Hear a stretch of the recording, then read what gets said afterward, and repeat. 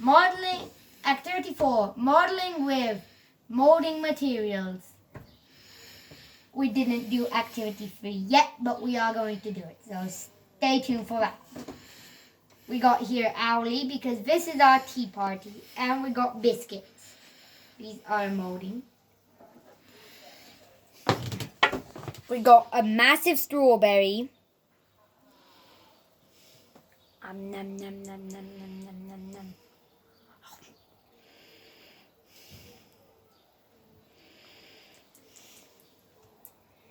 Got this strawberry, but I couldn't fix it in place. So this green, so we got this squishy stuff.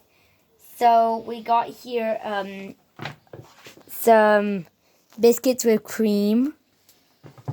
I mean, they don't really look like them. They're just biscuits and white Play-Doh on them. Owly, what do you think about this? Hoo. It's an owl. So, tea party pretty much. And that's it pretty much. Thanks for staying by. Stay tuned for activity 3 coming up later. Bye.